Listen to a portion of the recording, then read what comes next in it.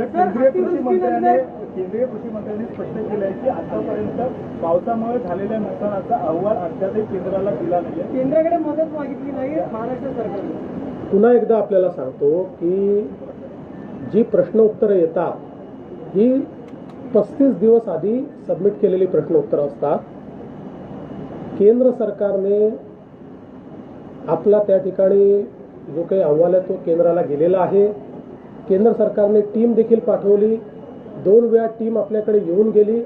त्या टीमने त्या संदर्भातला अहवाल दाखल केलेला आहे आणि आता आपला अहवाल अंतिम टप्प्यात आहे.